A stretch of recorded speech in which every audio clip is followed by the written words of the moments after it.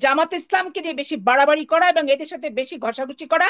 আর এই যে একটা জামাত ইসলামের আমির, এই শফিকুর রহমান সাহেব নিজেকে এমন আধুনিকতার তত্ত্ব দিচ্ছে যেগুলোর সাথে বাস্তবতার কোনো মিল নাই।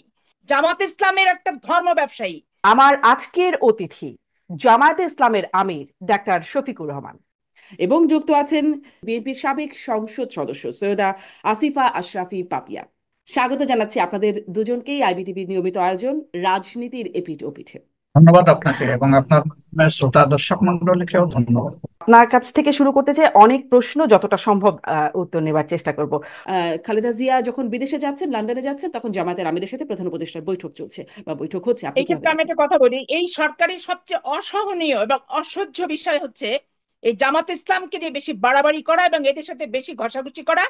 আর এই যে একটা জামাত ইসলামের আমির, এই শফিকুর রহমান সাহেব নিজেকে এমন আধুনিকতার তত্ত্ব দিচ্ছে যেগুলোর সাথে বাস্তবতার কোনো মিল নাই।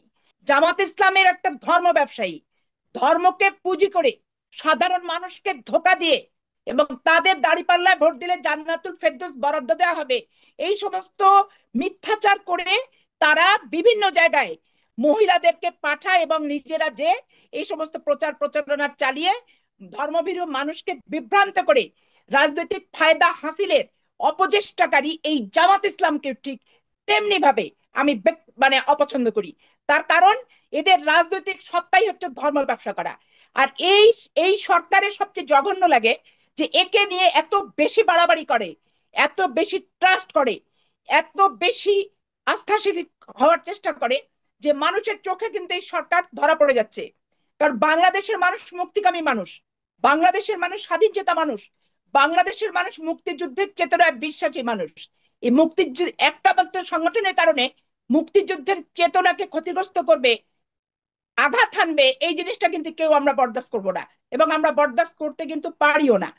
আজকে দেখেন যে সংস্থাপন এবং হচ্ছে শিক্ষা মন্ত্রণালয় পুরো জামাত ইসলামের সমর্থিত ছদ্মবেশী শিবিরের কর্মীরা যারা ঢাকা বিশ্ববিদ্যালয় বিভিন্ন বিশ্ববিদ্যালয়ে পড়তো, তাদেরকে প্রত্যেকটা জেলায় জেলায় ইভেন চাঁপাইনবাবগঞ্জের ডিসি পর্যন্ত ছদ্মবেশী শিবিরের সদস্য, এবং উনি জামাত করে। ওপেন জামাত ইসলামের লোকেরা বলে বেড়ায় যে আমাদের ডিসি তো জামাত ইসলাম করে, আমাদের সংগঠন করে। তাহলে আপনি বলেন যে এইভাবে যদি প্রত্যেকটা জেলায় জেলায় ডিসি এবং তাদের শিক্ষা মন্ত্রণালয়ের এই আপনার শিক্ষা মন্ত্রণালয়, আপনি জানেন যে প্রিজাইডিং অফিসার পুলিং অফিসার শিক্ষকরাই হয়, এইভাবে যদি তারা এই সরকার প্রমোট করে রিক্রুট করে, তাহলে সামনের নির্বাচনকে আমরা আস্থাশীলতার জায়গায় নিয়ে যাব কিভাবে, এটাও কিন্তু ভাববার বিষয় আছে। এক এক অপশাসক এক খুনিকে সরাতে যে আর এক খুনিকে পুনর্বাসন আমরা কিন্তু করব না, বাংলাদেশের মানুষ কিন্তু সেটা করবে না। তো এই জন্য এই সরকারের বিন্দুমাত্র চেতনায় থাকা উচিত যে বাংলাদেশের মানুষ মুক্তিযুদ্ধের চেতনাকে ধারণ করে, লালন করে, বিশ্বাস করে, সম্মান করে, আনুগত্যশীল মুক্তিযুদ্ধের চেতনার প্রতি। অতএব নাড়াঘাটা যে যাই করুক, মোটামুটি ভাবে একটু লেভেল রেখে এদের চিন্তা করা দরকার। এমন কিছু করা উচিত না যাতে তারা বিতর্কিত হয়। এই জন্য এই সরকারের এই ব্যাপারে এখন আরেকটা কথা বলি, এই সরকার সংস্কার মাঝে মধ্যে হঠাৎ হঠাৎ স্বপ্ন দেখার মতো করে সংস্কার কথা উচ্চারণ করে যখন রাজনৈতিক সংগঠনগুলো বেশি সোচ্চার হয় যে নির্বাচনের দিন তারিখ নিয়ে। এখন তারা যদি মনে করে যে ইচ্ছা মতো সময় নিয়ে দীর্ঘায়িত হওয়ার পরে হঠাৎ হঠাৎ আমরা সংস্কারের কথা বলে আমাদের ক্ষমতায়নটা দীর্ঘায়িত করব, এটাও কিন্তু অশুভ লক্ষণ হবে, অশুভ ইঙ্গিত হবে। এবং যে আগস্টের চেতনা, অভ্যুত্থান এবং 15 বছর যে আন্দোলনের একটা কামিয়াব লক্ষ্যে পৌঁছানোর যে স্পিরিটটা, সেটা কিন্তু ব্যাহত হবে। এরা যখন ক্ষমতার বিপক্ষে থেকে ক্ষমতাসীনদের নিয়ে এরা সমালোচনা করেছে, আজকে এরা বাজার দর নিয়ন্ত্রণ করতে ব্যর্থ, মানুষ মেনে নিচ্ছে দাঁতে দাঁত চেপে যে হচ্ছে ঠিক আছে একটা অবৈধ শাসককে সরিয়ে এসছে, একটু সময় দিই। আজকে ট্রাফিক জ্যাম এত বেশি ঢাকা শহর শহর গোটা বাংলাদেশে, সেখান থেকে ধরেন মানুষ নাভিশ্বাস এবং কোথাও কোনো সিস্টেম নাই, শৃঙ্খলা নাই, প্রশাসন নীরব হয়ে বসে আছে, কোনো কার্যকারিতা নাই, টেবিল চেয়ার আছে, পোস্ট আছে, বেতন খাচ্ছে কিন্তু ভূমিকা নাই। কারণ প্রশাসনে এত অবৈধ শাসনের ক্ষমতা প্রয়োগ করে অভ্যস্ত হয়ে গেছে যে তারা বৈধ শাসনের কথা, কি করা উচিত, দায়িত্ব এবং কর্তব্য বোধটাও কিন্তু তারা ভুলে গেছে। এমত অবস্থা ইনারা যদি মনে করেন দল গঠন করব, ক্ষমতায় বসে থাকবো, থেকে একটা পাতানো নির্বাচন দিব, বাংলাদেশের মানুষ কখনোই কোনো এই অবৈধ এবং এই টাইপের মানসিকতা সম্পূর্ণ সংগঠন ব্যক্তি এদেরকে মেনে নেয়নি, সমর্থন দেয়নি, মানবে না, মানতে পারে না। এটাই হচ্ছে চরম পাতানো সত্য কথা। নির্বাচনের সংখ্যা কেন করছেন? যেভাবে ডিসি এবং শিক্ষা মন্ত্রণালয় নিয়োগ দিচ্ছে এবং বিভিন্ন জেলায় জেলায় জামাত ইসলামকে যেভাবে প্রশাসনিকভাবে যে দৌরাত্ম্যটা আমি উপলব্ধি করছি এবং কিছু কিছু ক্ষেত্রে আমি নিজে প্রত্যক্ষভাবে অবলোকন করছি, এতে আমার সন্দেহ হচ্ছে প্রথমত। দ্বিতীয়ত হচ্ছে এরা যদি সংগঠন তৈরি করে, তাহলে ক্ষমতায় থেকে সংগঠন তৈরি করলে তাদের অধীনে কি পাতানো নির্বাচন ছাড়া অবাধ, সুষ্ঠু, নিরপেক্ষ, গ্রহণযোগ্য সার্বজনীন নির্বাচন হওয়ার কোনো সম্ভাবনা থাকে কি? থাকে তো না। আমরা তো ক্ষমতার বাইরে, আমরা আগেও বলেছি যে আমরা নিজেরাও ক্ষমতা থেকে নির্বাচন দিতে চাই না, আর কেউ ক্ষমতা থেকে নির্বাচন দেখ এটা আমরা চাই না।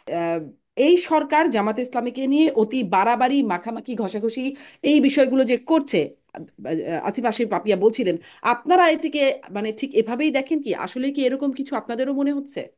বিএনপি তো আমার সামনে নাই, আপনি আছেন। আপনি একজন সচেতন সাংবাদিক হিসাবে আপনি কি একটু বলবেন যে উপদেষ্টা পরিষদের কোন লোকটা জামাত ইসলামী? আপনার কি জানা আছে? একটু বলতে পারবেন? এটা এটা আপনার জোট সঙ্গী, একসময়ের জোট সঙ্গী, তারা আপনাদের সম্পর্কে ধারণা পোষণ করছে। Nobody is there.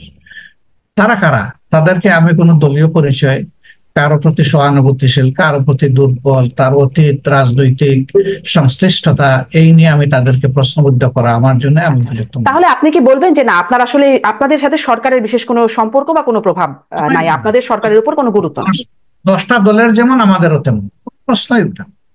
জি, এই যদি এটা বলে থাকেন, এটা আরেকটা আনজাস্ট। আপনার কাছে এবার একটু আসি যে আপনারা রাষ্ট্র সংস্কারে যে 41 দফা প্রস্তাব দিয়েছেন সেই বিষয়গুলো নিয়ে একটু কয়েকটা বিষয় একটু কথা বলতে চাইবো। আপনারা বলছেন বিচার বিভাগকে নির্বাহী বিভাগ থেকে আলাদা করা, বহুদিনের দাবি এটা, এরকম একটা দাবি আছে। বিভিন্ন ন্যায় বিচার নিশ্চিতে আইন সংস্কার, পুলিশ সংস্কার, দুদককে শক্তিশালী করা, পুলিশ আইন পরিবর্তন, এরকম বেশ কিছু, মানে যেহেতু 41টা দফা, অনেক কিছু আছে আপনাদের সেই দফায়। আপনারা তো 2001 থেকে 6 বিএনপি জামাত জোট সরকার করেছিল, তখন এই বিষয়গুলো নিয়ে কেন ভাবেননি? মানে বিচার বিভাগকে পৃথকীকরণ, এই বিষয়গুলো তো পুরনো বিষয় ছিল, তখন কেন এই বিষয়গুলো নিয়ে আপনারা কাজ করেননি? প্রশ্ন করেছেন। আমি মিডিয়ার সামনে এই প্রশ্নের মুখোমুখি বারবার হয়েছি এবং আপনার কাছ থেকে আজকে আবার হলাম। এই জন্য আপনাকে ওয়েলকাম এই প্রশ্ন করার জন্য। এই বিষয়গুলো, অতীতের অভিজ্ঞতাগুলো সামনে রেখেই এবারকার এই ইন্টারিম গভর্নমেন্টের জন্য আমরা মূল থেকেই বলে আসছিলাম যে তাদেরকে যৌক্তিক সময় দিতে হবে। আমরা কিন্তু মূল থেকে কোনো সময় বেঁধে দেইনি যে এতটুকু সময়ের সীমাবদ্ধতার মধ্যে যা পারেন আপনাদেরকে করতে হবে, ওটা আমরা বলি নাই। আমরা বলছি যে এই সরকারকে এই মৌলিক জায়গাগুলোতে সংস্কার করে ফেলতে হবে। কারণ এটা আমরা অতীতেও দেখেছি যে আমরা যখন রাজপথে থাকি, রাজনৈতিক দলগুলো, আমি শুধু আমার দলের কথা বলছি না, আমি সবার কথা বলছি, আমরা যখন রাজপথে থাকি রাজনৈতিক দলগুলো, তখন অনেকগুলা ব্ল্যাক লর ব্যাপারে আমরা আমাদের কনসার্ন আমরা এক্সপ্রেস করি যে আমরা এতে উদ্বিগ্ন, জাতির এই ক্ষতি হবে, এটা পরিবর্তন করা দরকার, এটা থামিয়ে দেওয়া দরকার। কিন্তু সেই আমরাই যখন আবার দেশ শাসনের সুযোগ পেয়েছি, আমরা তখন সাথে সাথে এটা ভুলে গেছি। প্রত্যেকটা দলের একই অবস্থান ছিল, এটা আমার নির্দ্বিধায় স্বীকার করতে কোনো অসুবিধা নেই। এই জন্য আমরা চাই যে গভর্নমেন্টটা কোনো দলের নয়, যে গভর্নমেন্টটা একটা ঐক্যমতের সরকার, যাদেরকে আমরা দায়িত্ব দিয়ে বসিয়েছি। তারা নির্বাচিত হয়ে এখানে আসেননি, ভোট প্রার্থী হয়ে আসেননি, তারা এসেছেন জনগণের আকাঙ্ক্ষা ফুলফিল করুন। এই সরকার দ্বারা এই কাজগুলো আমাদের সমাধান হয়ে যাওয়া দরকার। এই জন্য আমাদের এই ক্ষেত্রে ভয়েস ক্লিয়ার এন্ড লাউড, একেবারে পরিষ্কার। আমরা চাই না। তারেক রহমান কবে ফিরবেন এই বিষয়ে কি আপনাদের ধারণা আছে? তারেক রহমান কবে ফিরবেন এই বিষয়ে আমি যে পর্যায়ে দলে আমার অবস্থান, এই উত্তর আমার পক্ষে স্পষ্ট করে দেওয়াটা সম্ভবপর নয়। এটা স্থায়ী কমিটির যারা সদস্য আছেন, মহাসচিব আছেন, নেতৃত্বস্থানীয় ব্যক্তি আছেন, যাদের সাথে সার্বক্ষণিক বাংলাদেশের রাজনীতি এবং বিএনপির সংগঠন এই সমস্ত নিয়ে তারেক রহমানের সাথে সার্বক্ষণিক কথাবার্তা হয়, ওনারা এই উত্তরটা যথোপযুক্ত হয়ে দিতে পারবেন। যার কারণে এই উত্তর দেওয়ার ক্ষেত্রে আমি অপারগতা প্রকাশ করছি। আর দ্বিতীয়ত ব্যাপার, যে বিরাজনীতিকরণের ক্ষেত্র যদি শুরু হয়, প্রস্তুতি যদি কেউ নেয়, তো সেইটা ভাঙার জন্য আমরা সদা প্রস্তুত। কারণ আমরা রাজনীতিকে অপরাজনীতিও চাই না, বিরাজনীতিকরণও চাই না। আবার রাজনীতিকে পুঁজি করে অনির্বাচিত হয়ে দীর্ঘদিন ক্ষমতার জগদ্দল পাথরের মতো চেপে রেখে মানুষকে নির্যাতনের হাতিয়ার হিসেবে কয়েকটা দিনক্ষণ তারিখ, যে 5ই জানুয়ারি 2014, আর ওই 18 সাল অমুক ডিসেম্বর, আর হচ্ছে এই 2024-এর জানুয়ারি মাসের 7 তারিখ, এই তারিখ আমরা বুঝি না।